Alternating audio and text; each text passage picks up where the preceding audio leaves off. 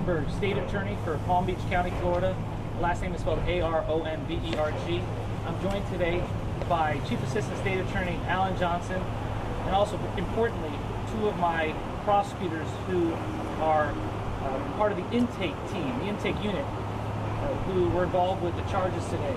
And that is Elizabeth Neto and Judy Arco, along with PIO Mike Edmondson and Latasha Logood. On Friday, February 22nd, the Jupiter Police Department gave us case filing packets stemming from their prostitution sting.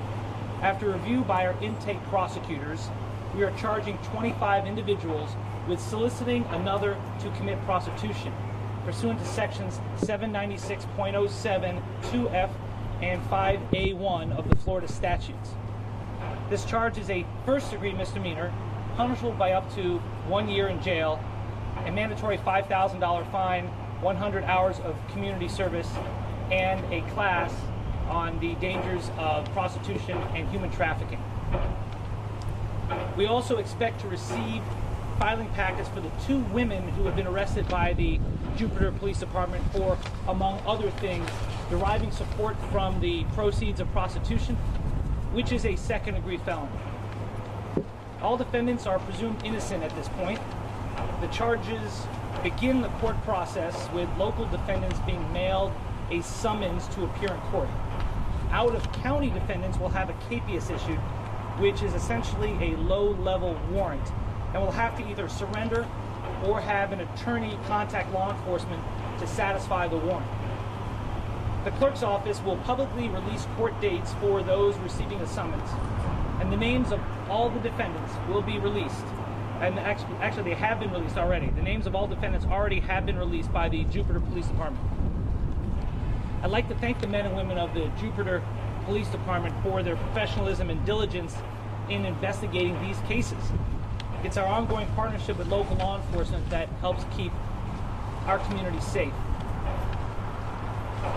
You can tell a lot about our community by the way it treats its most vulnerable individuals, and that includes victims of human trafficking, which is modern-day slavery.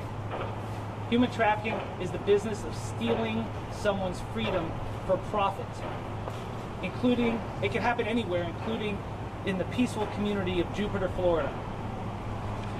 In 2017, our office joined with the Palm Beach County Sheriff's Office and the FBI to help start a human trafficking task force.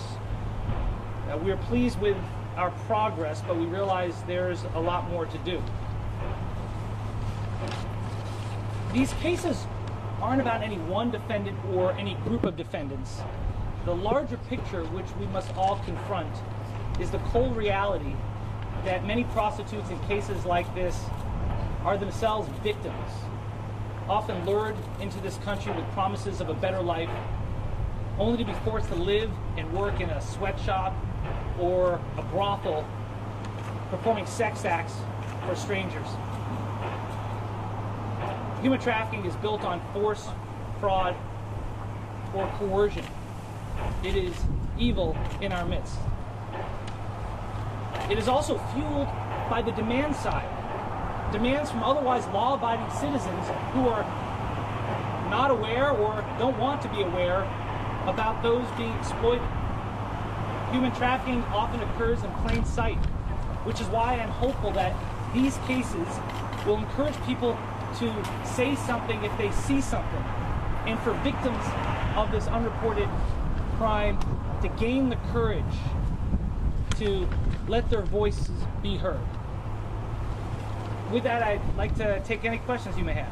So you're going to please identify yourself. Yes.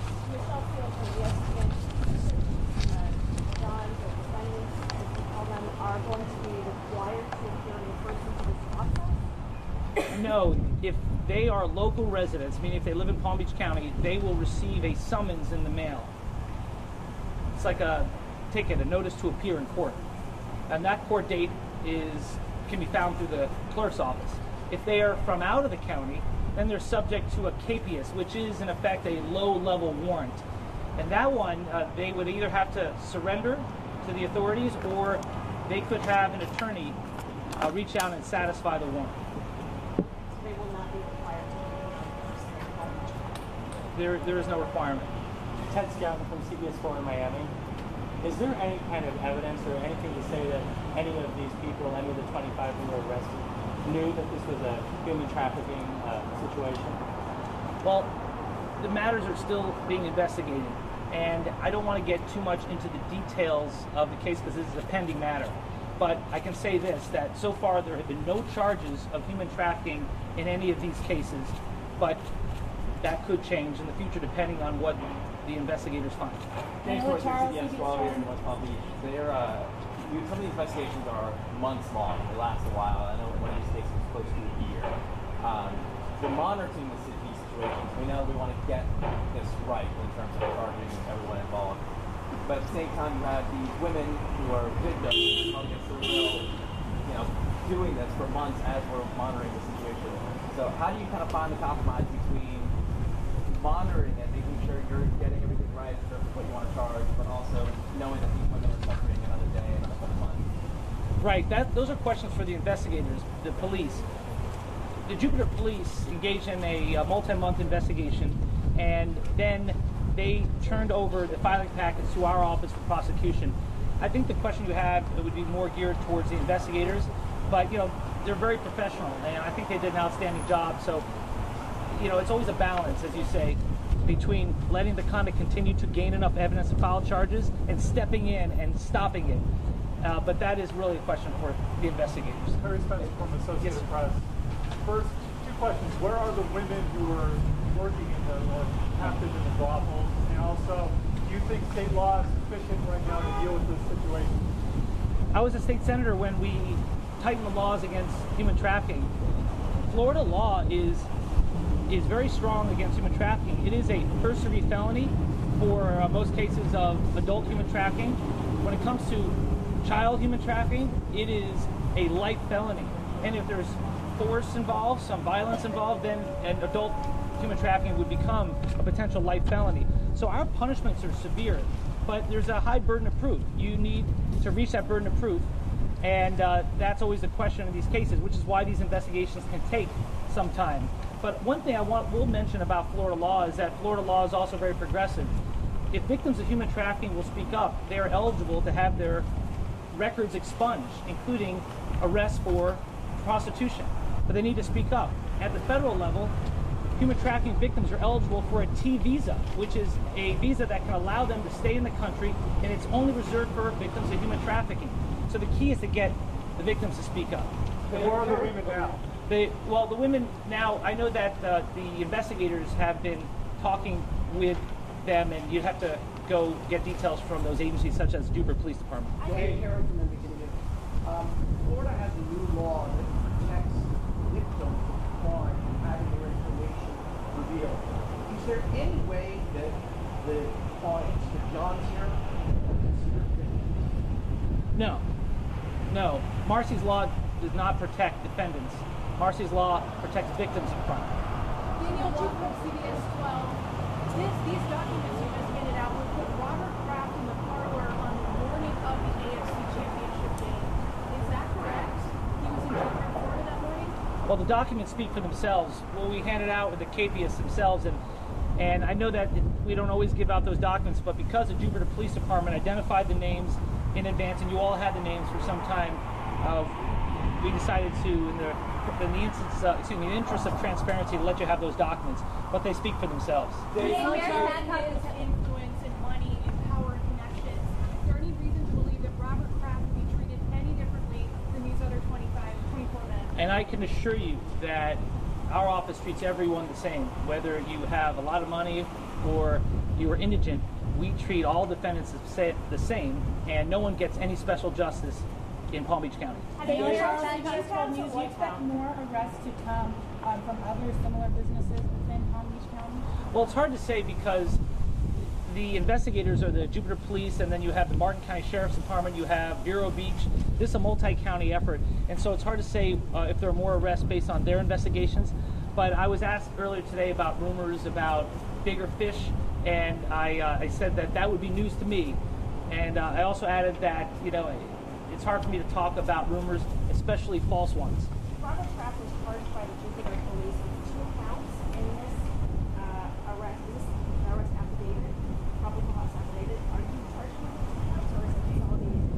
No, there are two cases there. There are 2 counts. He's going to be charged with 2 misdemeanors. Correct. Dave Merritt's back on it. If your office decided to go from a second degree misdemeanor to a first degree misdemeanor, what was it about the fact that you decided to up it to what is the most that you can do in this case? Well, all the cases are being charged as first-degree misdemeanors under the tougher Florida statute, and one reason why that decision was made was because that statute has a mandatory 100 hours of community service, a mandatory $5,000 fine, and a mandatory class on the dangers of prostitution and human trafficking, not to mention a potential for an increased jail sentence from 60 days to a year. Robert Kraft owns multiple homes here and up in Massachusetts and California. Would he be given a habeas or a summons? How would you deal with it? There was a question whether or not Mr. Kraft lived here in Palm Beach County, and I believe we decided it was a summons, so he does have a residence there, so he'd be receiving a summons. Will they be receiving mugshots? Oh, the question is mugshot. When you get a summons in the mail, generally you do not get a mugshot. Now remember, that's up to the police department. So that's It's not up to us. It's up to the local law enforcement agency. That's the other agencies. Has already been sent that summons. His attorney has been provided the summons. The other agencies made a really big deal about putting their mugshots and their driver's license out, pictures out. You guys are handling that a little bit differently here. Do you feel like, are you happy with the way it's being handled? I think that law enforcement has done an excellent job. They've been very professional and very thorough. And also, they've helped steer the conversation away from any one particular defendant, from any group of defendants, towards the evil of human trafficking. It's about time the country has a real conversation about human trafficking, which is modern-day slavery in our midst. This is not about lonely old men or victimless crimes.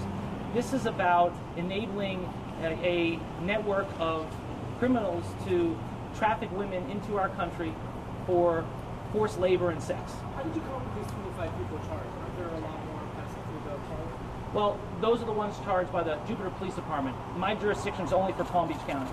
And by the way, when I talk about human trafficking, I'm talking about the general subject of human trafficking, the larger picture. There is no allegation that any of the defendants were involved with human trafficking. They are not being charged as such. But instead of talking about a particular defendant, I'd like to make the conversation broader, because this country needs to have a reality check on what's going on out there when it comes to forced labor and forced sexual conduct. When did you first hear about the investigation? Well, our prosecutors have been involved in this for some time. It's hard to pinpoint when. I've been aware of it for a while. And what did you think when you first heard that this was happening, in your county? I've been involved in fighting human trafficking for a while, so nothing surprises me. I give a lot of speeches. I'm on the Attorney General's statewide task force for human trafficking. So when this came across my desk, I was not surprised. I'm not surprised about the defendants. Defendants in these matters come from every socioeconomic group. And it's just the reality of the times we live in. What do you think needs to be done on the supply side of this business in order to stop the problem of human trafficking? It's a good question. What should be done on the supply side to stop human trafficking? Well, the laws are in place, but I think we need to do better about encouraging victims to speak up, because victims don't know that there are services available to them. They don't know that they could get their criminal records expunged or obtain a special visa to remain in this country. So if we would treat victims in this matter as victims and not as criminals, I think that you would gain the trust of more individuals to speak up on these matters. Because right now, a lot of them come from countries where the police are not their friends. And so they need to know that we're here to help them and treat them as the victims that they are. Terry? Palm Beach County has a lot of similar enterprise type businesses they have for years. I know I reported on it as long as 15 years ago, but yet they seem to operate almost like in plain sight. What are you going to say to attorneys if you're focusing on trafficking? Are you telling the police department, hey, in your jurisdiction, you're like, look at these places and set up to? Our human trafficking task force works with law enforcement to root out the human trafficking, whether at the storefront or on the internet. A lot of it occurs on the internet. Facebook is a very popular site used by human traffickers to recruit and groom potential victims. So we're working on them on a daily basis. But, there's a high burden of proof. We prosecutors can only file cases that reach the level of burden of proof that we can obtain beyond a reasonable doubt. And so these cases are long in the making, but we hope that sometimes some of them can make a big enough splash to send a message to the rest of the country. Hey, Dave, Josh, Our human trafficking task force works with the FBI and the Department of Homeland Security. So far, the victims in this case cooperating? What's the The victim, well, that's up to investigators. They're working with victims on it. I can't say much on the status of that. what's the threshold of evidence needed to charge in these cases, specifically to Robert Kraft's situation? Police can charge based on probable cause. Is it more probable than not that a crime has occurred? Our standard is higher. For prosecutors to charge, we have to have a good faith belief that we can get a conviction beyond a reasonable doubt. It's a higher burden. That's why sometimes you will see that police will charge in some cases, and then we will decide not to file charges. And that's why we're having this press conference, because we made the decision that enough evidence exists to file charges in all 25 of these cases. So there's an audio, there's a... From all walks of Let me life. get you next. I'll get you next. That these defendants come from Yeah. all walks of life. What would you say about speculation that someone like Kraft is targeted as a result of his celebrity or his fame or his fortune? Yeah, I don't understand how someone could be targeted. You look at all the defendants in this matter, they come from all walks of life. There's rich, poor, there's young and old. So I don't believe anyone was targeted for whom they are. Yes, sir. We get over here. David, Genesis City has two parts. If the women are considered victims, does the video evidence affect the usage of the public service tool? So does that video of the victim affect your use of that? It shouldn't. The individuals involved were working with them, and I can't speak more about it as far as the victims to gain more information, but it should not affect our ability to use video ultimately if we need to in court. What's the most important thing you need right now to meet that high? Well, the video evidence is always very powerful in a court of law. You also have the testimony of some of the victims. I know that in many cases like this, there are language barriers and there are interpreters needed. And there's also a trust factor that must be gained. So we're working on all those things. Can you give more specifics about those women and how they got here? How about this? Let's take Karen, and I'll take you. I'll get you next. Yes, sir. Is there any possibility that those who have been charged can somehow lead this away to a lesser charge? Well, there are diversion programs available. There are classes available. So just because the mandatory penalty is up to a year in jail doesn't mean someone's going to get that. If it goes to trial, it's up to a judge, and you look at the person's background. First-time offenders are very unlikely to get significant jail time. So, there are, depending on the plea, depending on the background, depending on the conduct, these are all considerations that come into play. But your office is open to a plea of a lesser charge by those who've been charged. Well, we don't talk about the status. That goes into too much detail that I can talk about this time. Yes, sir. If you can you talk a little bit about the women? Kind of how did they get here? Bring us through their story and how they got from wherever they were to where they were. Yeah, that would be for the Jupiter Police Department. I say in cases like this, and I talk about it in generalities because I can't speak to the specific evidence. I can't talk about where they came from or how we broke this case because that could jeopardize any potential prosecutions. So let's just say that in cases like this, it is not uncommon for women to be lured into this country under false pretenses with the promise of a better life, a high-paying job, only to be stuck in squalor in a brothel or a sweatshop where they're forced to perform labor or sex acts for money. Can you clarify how this process works for Robert Kraft? You said you determined he is a resident of Palm Beach County. You're issuing him a summons. Does that mean he has to appear in court, or can he send an attorney to appear in court? Yes, so it's a summons, so he does not have to make a public court appearance. So he can send an attorney to appear. Correct. Can you clarify, does he face one or two charges? Two charges. Yes, sir. How important is the cooperation and testimony from the women involved relative to the case? How important is the cooperation? The cooperation and the testimony from the women involved. Well, if it goes to trial, their testimony obviously could be helpful, but if there's video evidence, that also is very powerful evidence. But I don't want to talk specifically to the evidence, but in general, video, eyewitness testimony are all important for any trial.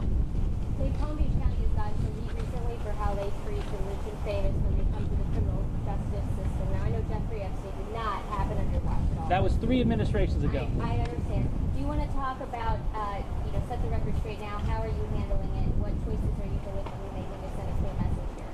Yes, well, Florida voters passed into our Constitution something called Marcy's Law, which is the Victim's Bill of Rights. So we have already had a training session for all our prosecutors, and we are adhering to Marcy's Law. And as someone who campaigned for Marcy's Law, it's really important to all of us. We must let the victims' voices be heard. Okay, if Mr. Kraft was found guilty, it has to be that Correct. Correct. Well, it also depends on the court. It depends on the judge and the court whether they make an arrangement. But that would be largely out of our hands. The judge imposes the sentence. Now, if there's a plea, then we have a lot more to say in it. But this is all speculation at this point. It's still early.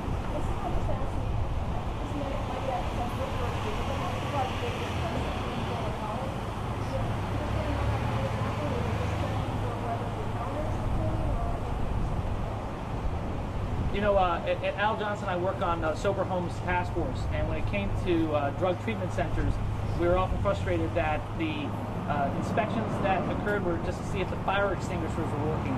So we upgraded the laws to help increase the inspections and the demands for them.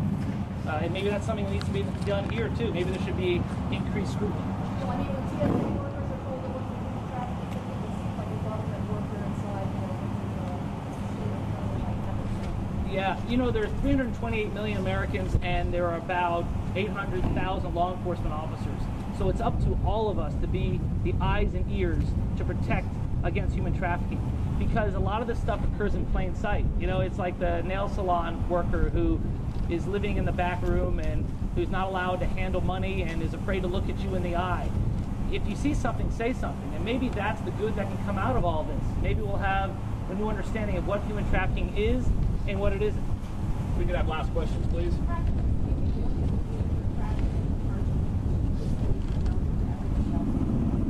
Well, it meant that there were two different occurrences in which he's being charged.